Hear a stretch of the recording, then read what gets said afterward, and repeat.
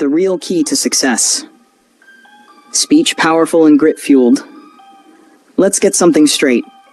Motivation is a liar. It shows up when it feels like it. It's loud, it's flashy, it hypes you up, and then it disappears when things get tough.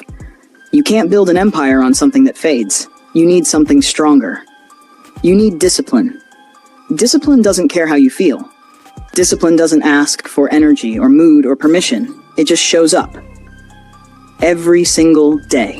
When you're tired, when you're bored, when it hurts, when no one's watching. Motivation says do it when you feel like it. Discipline says do it anyway.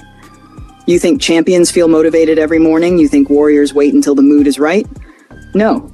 They show up. They put in the reps. They do what's necessary, especially when they don't want to. That's the secret. That's the edge. That's the truth no one wants to hear. Success isn't sexy, it's repetition, it's boring, it's built in silence.